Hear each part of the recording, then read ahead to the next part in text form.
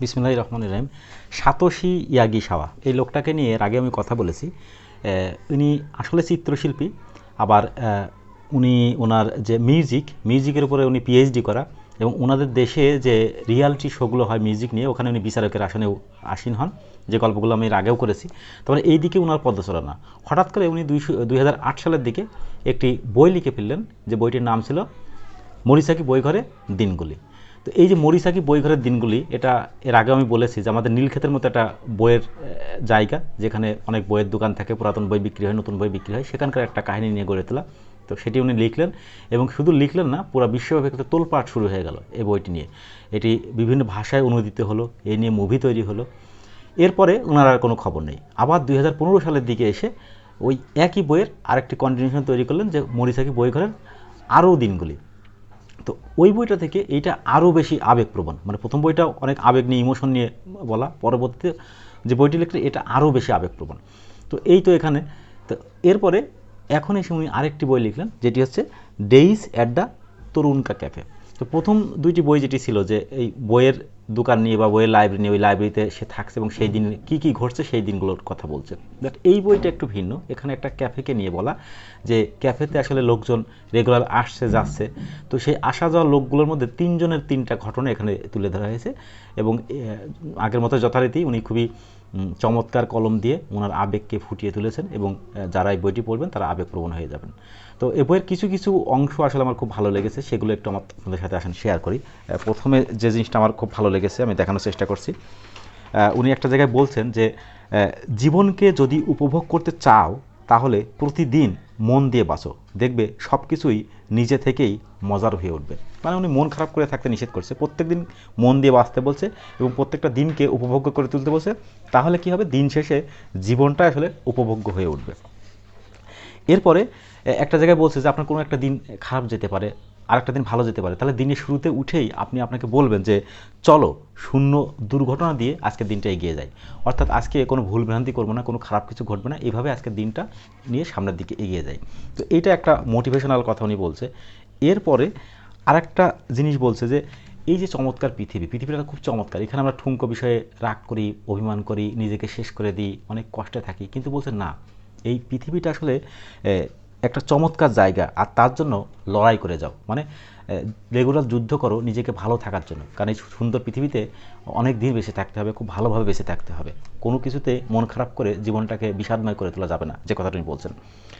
এরপরে আরেকটা জায়গায় খুব অলৌকিক কথা বলছেন, যে আমরা আসলে এই জীবনে চলার পথে কত লোকের সাথে আমাদের দেখা হয়, এরপরে একটা সময় ভালো সম্পর্ক তৈরি হয়। আপনি নিজে একটু ভেবে দেখেন তো, যখন আমি যেমন গ্রামে ছিলাম, আপনারা হয়তো ছিলেন, এরপরে একসময় ঢাকা শহরে বা কেউ দেশের বাইরে চলে যাচ্ছেন, ওই প্রাইমারি স্কুলের বন্ধুবান্ধবগুলো, তারপর হাই স্কুল, কলেজ কলেজ হয়তো আপনার ভিন্ন জেলায় ছিল, যেন আমার ছিল, এরপরে ঢাকা, কেউ হয়তো এরপরে বিদেশ চলে যাচ্ছে। তো যাদের সাথে, যে বন্ধুগুলো অনেকে আজকে আমাদের ছেড়ে পৃথিবী ছেড়ে চলে গেছে, অনেক বান্ধবীগুলো বিয়ে হয়ে গেছে, অনেক দূরে দূরে চলে গেছে, তো তাদের সাথে আসলে জীবনে আর দেখা হওয়া সম্ভব নয়।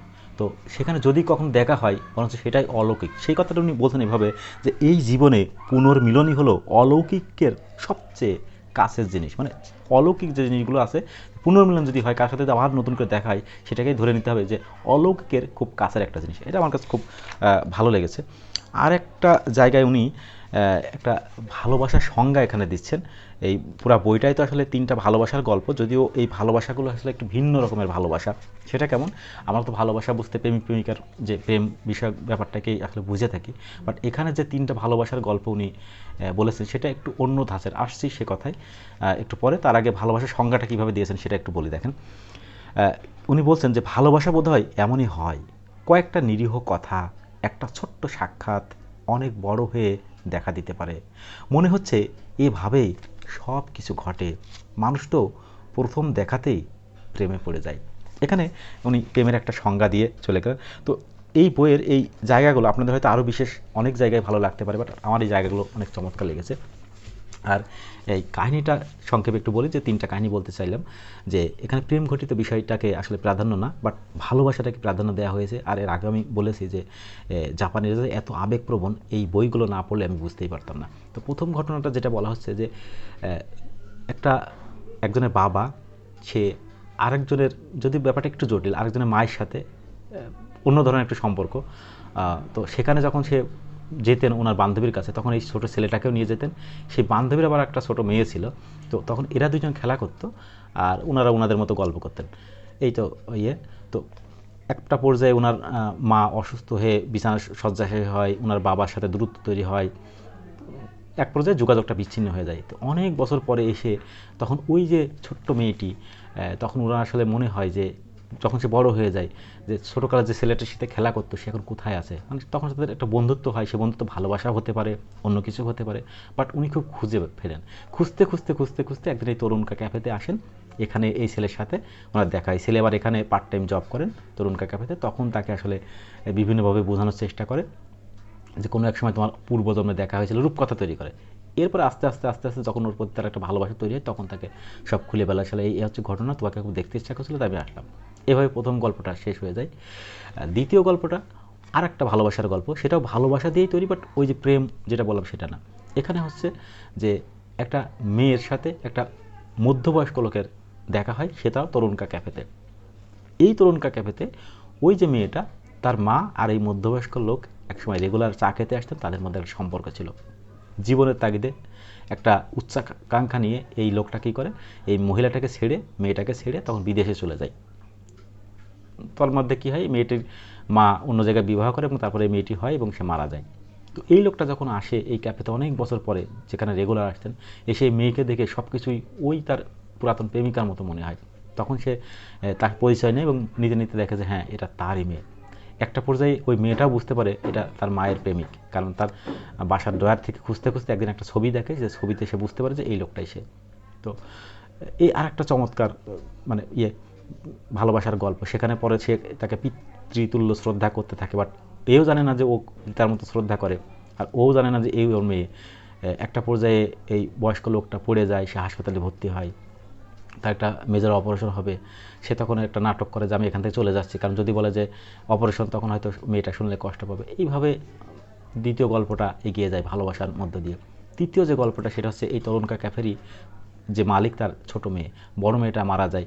তো যে সময় মারা যায়, যে বছরের, তো ওই বছরের প্রত্যেকটা ওই মাসটা যখন আসে সময়, তখন এই মেয়েটা অন্যমনস্ক হয়ে যায় এবং খুব অ্যাবনর্মাল হয়ে যায়। তার বোনটাকে সে এতই ভালোবাসত এবং সে বোনের ভালোবাসা প্রকাশ করতে গিয়ে এমন একটা পর্যায়ে আসে যে আরেকটা ছেলে এই ছোটো মেয়েটাকে পছন্দ করতো, কিন্তু ওই বোনের যে প্রেমিক ছিল, তখন সে তাকে ভালোবাসা দিতে যায়, ভালোবাসা নিবেদন করতে চায় বোনকে ভালোবাসতে গিয়ে। আসলে সে তাকে ভালোবাসে না, বোনের যে অস্তিত্ব আছে তার মধ্যে এটা ধরে রেখে তাকে ভালোবাসতে যায়।